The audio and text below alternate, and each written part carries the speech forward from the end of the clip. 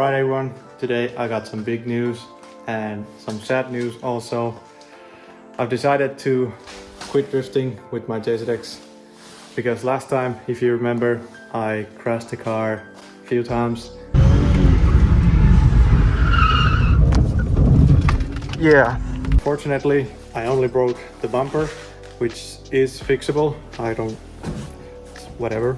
As you can see, it's in two pieces, and this one is actually from the first time, I think. So yeah, the car is in really good shape. I mean, the paint is not the best, but all the body panels, everything is in good shape. So if I ever crash this car like into a barrier or something like that, that means that I will have bent steel and all that stuff. So I've decided to not drift this car anymore, not for now at least. And don't get me wrong, this is a really good drift car. I really like to drift this car, but everything is expensive, and on the Chaser everything is super expensive. I mean, even if I break an axle, that will be like 300, 500. Door, fender, anything, they can all be very expensive. I don't want this car to look like a beater after next season. So I made a decision. My Chaser will be a street car, and this guy is gonna be my drifter for next season. Yeah, sorry, it's really dirty. Yeah, that's my decision. We're planning on taking the drifting thing to next level, whatever. But I'm happy to take some scratches and dents on the E36 all day rather than beating up my JZX. And also the parts are so much cheaper. And no, the M43 is not staying in there. We're actually gonna swap this to an M52, which is right here. Now I know we just recently got this installed in here and also got it running, but since Kari now has his own E36, because this car was supposed to be Kari's drift car, but now that he has the E36, it's not really point of making this car. So we're gonna remove this engine, put it in there, and the M43, I don't know what's gonna happen to it. You can buy it if you want. And yeah, relative, coilovers, all that stuff. But this video is all about the engine swap, and I can say I am really excited about this swap. And before we can do anything else, we need to remove this whole thing from the front. So I'll start from that and let's see what's next.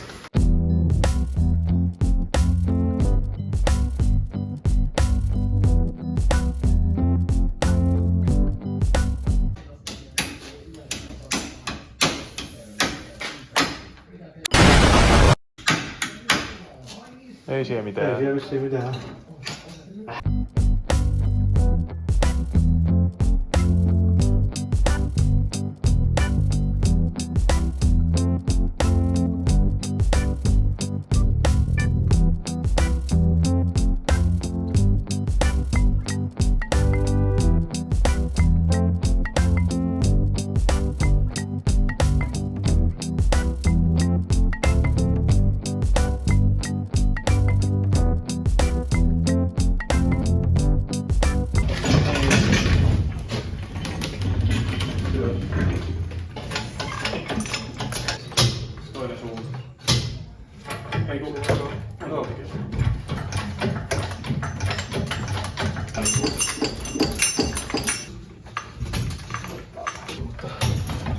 Kato!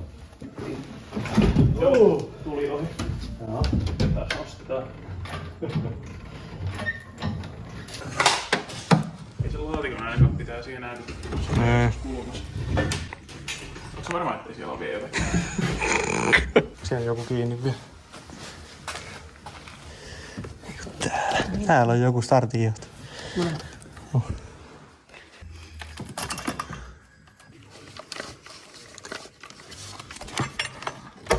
Oh. Mikä vielä?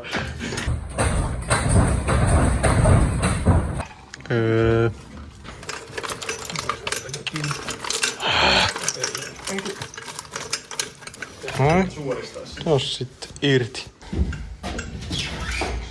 Mihinkäs tämä laitetaan? En mä tiedä. Jee! Noin. No! And now it's time to remove the M52 and put it in there.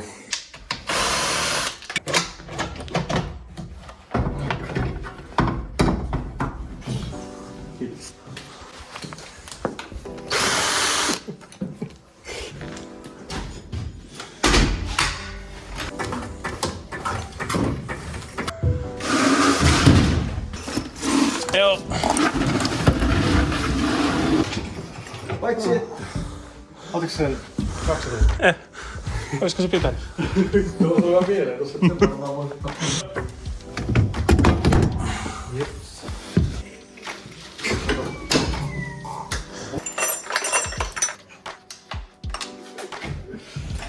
Sweaty as fuck. Sweaty as fuck. 8 tunnin päästä herätys. Tuli kyllä mennä vielä saunaan tänne. No näin. On mukava mennä tallin jälkeen saunaan.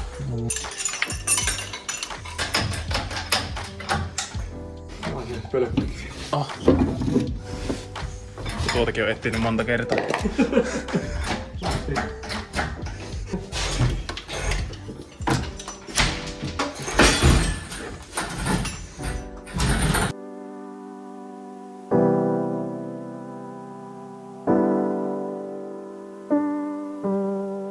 Good afternoon, it's the next day. Yesterday we removed the engine from the Touring and also we got the M52 and yeah, I really didn't talk too much to the camera because it took so many hours to remove the engine and well that didn't take too much time, but with this one we really were struggling to remove this engine and it took us so many hours and we really wanted to go home early, so yeah. Today I'm probably changing the engine mounts and maybe I will mount the engine to the car. What we noticed is that the gearboxes are exactly the same. No need to change the gearboxes. Without further ado, let's get working with the engine.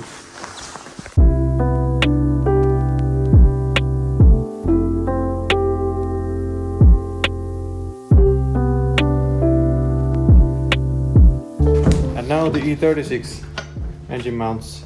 I suppose these will only fit on one side. I think this one comes here and the other one goes to the other side. But I need to get rid of whatever this bar is.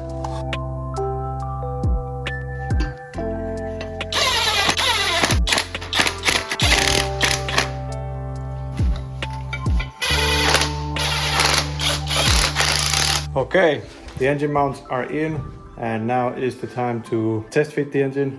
The problem is we're actually lacking a lot of space at the moment. It's gonna be really hard to move the engine from here to here. Let's see.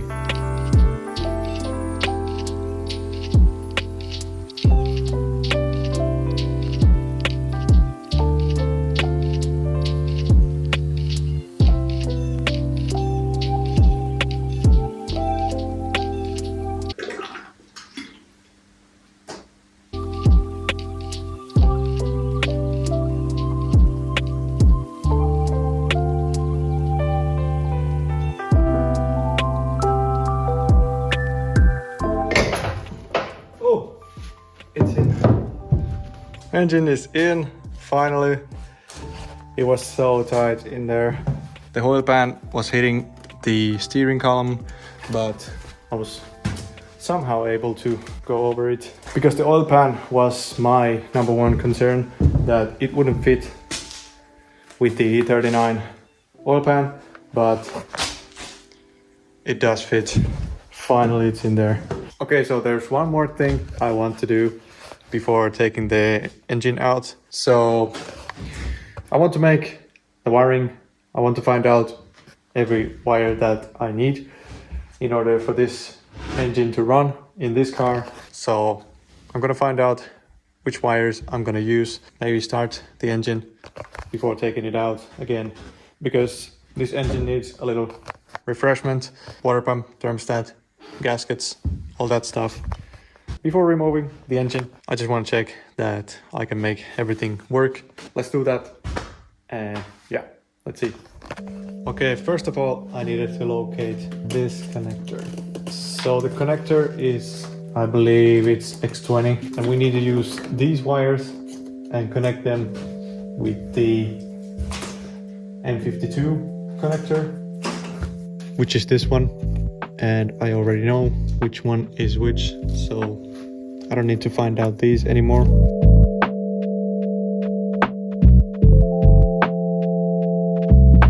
Okay, there's our first connection. And now I'll do the rest, and I won't show it because it's boring and I don't want to bore you. So I'll make the connections and let's see. Okay. I spent so much time trying to wire up the starter, and I ended up making the same relay system as in the Volvo. I was really struggling. I don't even understand how long I probably took an hour. I get just like when you start, you get that snapping noise. But then I realized that maybe I need a grounding wire from the engine to the body, because these wires were heating up really hard. But now, as you can see, it's spinning so easily. All right, cool. Now I'll do the rest of the wiring. Okay guys, everything is now connected, at least I think. I even connected the fuel hoses, so now I should be able to start the car. Okay, let's see. This is the first ever starting attempt.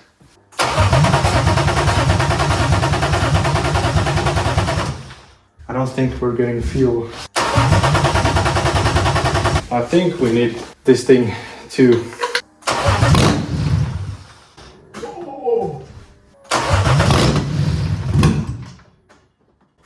Oh my god, it runs. We still have one problem.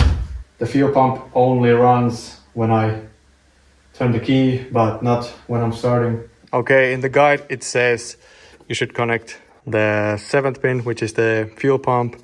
You should connect it to 85 pin of the relay box. But I connected it to 87, which goes back to the fuel pump, and it runs.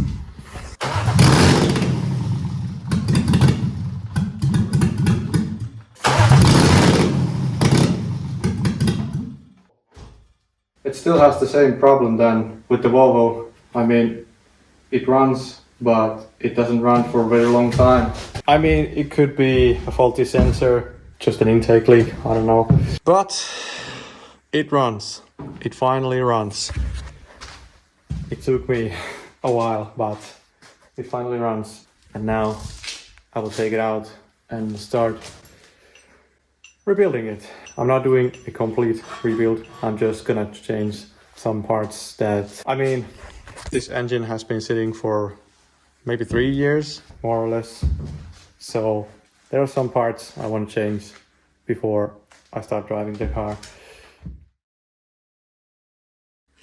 Alrighty guys, it's been a few days and I'm back here, and I finally solved what's wrong with the engine. I went to the fuel pump to see the actual wiring.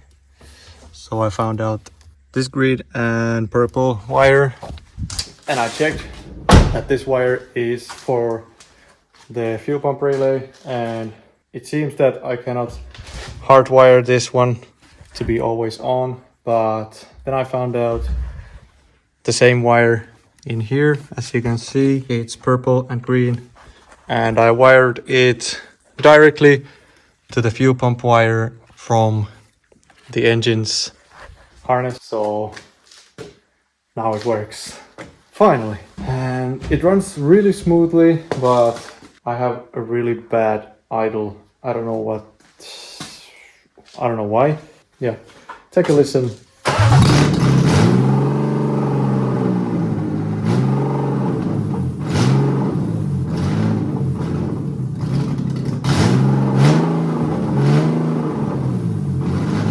So I guess now it's time to remove the engine and clean the engine bay and change all the parts I ordered.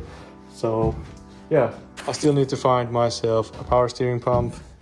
And yeah, there may be a lot of parts still needed. But more about that in the next episode.